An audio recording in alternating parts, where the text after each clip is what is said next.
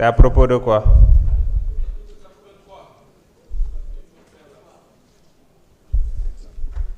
Vous avez dit article 80. Question préalable. Oui, allez-y.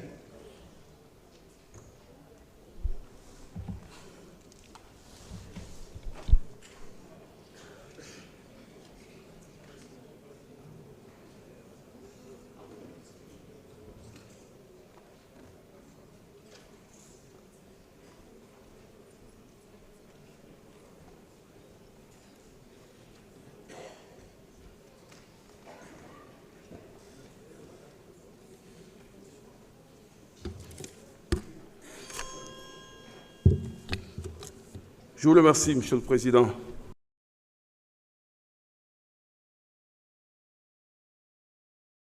Des ministres.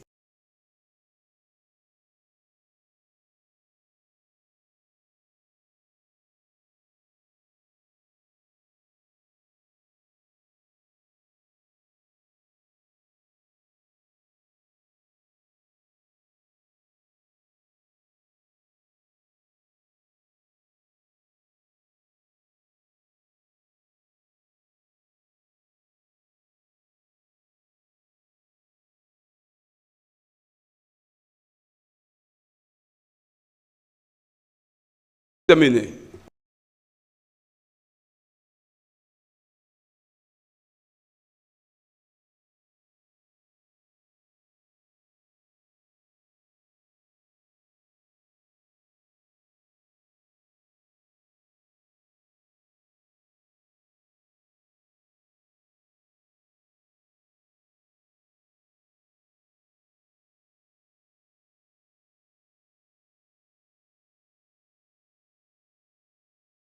L'urgence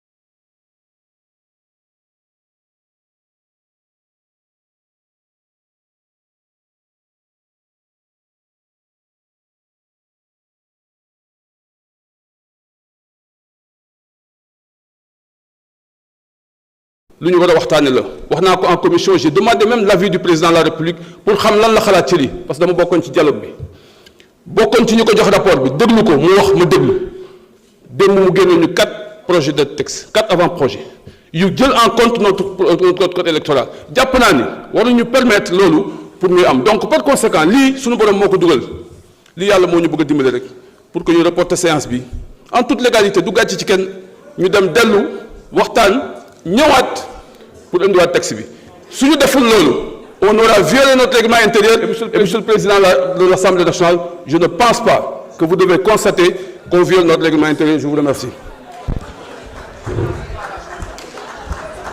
Merci. Bon, honorable, le règlement intérieur n'a pas été violé. Nous avons reçu l'avis du président, bien clair. Voici la liste et la note des 17 députés qui ont demandé.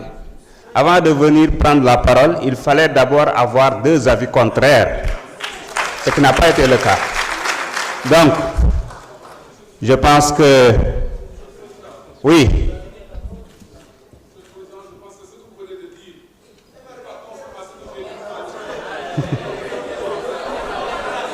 Je pense que il m'a interpellé. Écoutez, écoutez. Non, il fallait que je confirme de la réception. Écoute-moi bien. Il fallait que je confirme de la réception des documents dont il a fait référence. J'ai dit,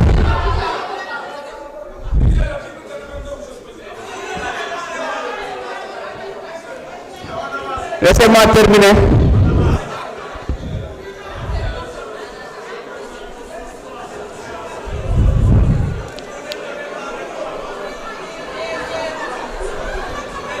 Monsieur le Président de la Commission, vous avez la parole.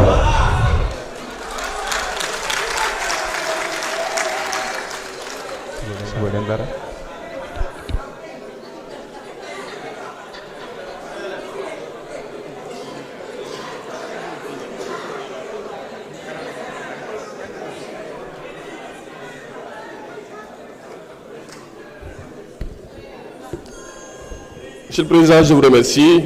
Monsieur le ministre de l'Intérieur, de la Sécurité publique, Madame la Secrétaire d'État, chers collaborateurs du ministre, chers collègues, salam alaikum wa rahmatullah, wa service législatif administration maa ngi leen nuyu.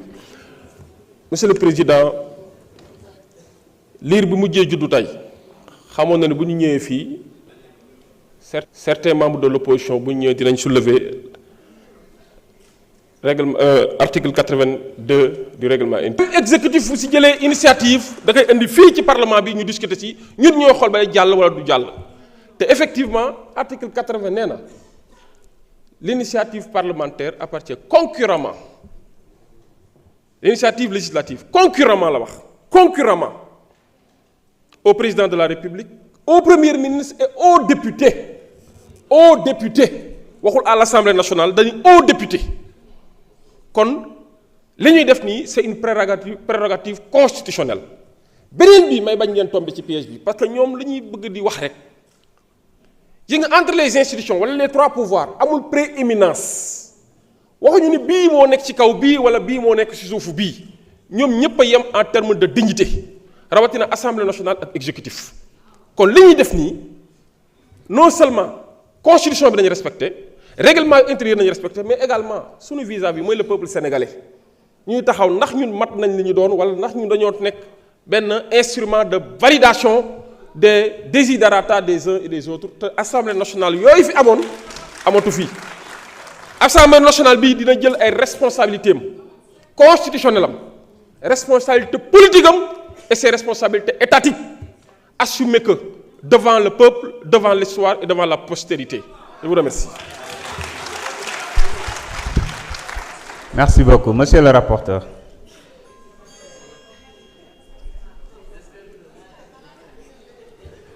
Merci, Président. Président, je pense que dañuy confirmer les dires de notre président de commission, muy président Abdoulaye Tall. Parce que la personne qui est venue soulever cette question préalable faisait partie des personnes qui étaient présentes lors des commissions, des travaux de commission. Et pourquoi soulever wu ko foofu? C'est-à-dire dañuy ñaan ñu bàyyi la politique politicienne bu ñuy def bu ñu caméra yi tàkkee ñu taxaw fii di politique pour wane wala pour fësal.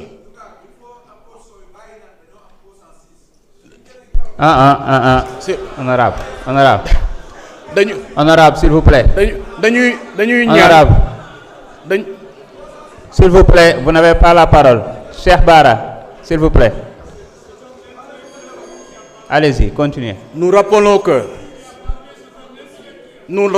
que cette personne-là faisait partie des personnes qui étaient présentes lors des travaux de commission.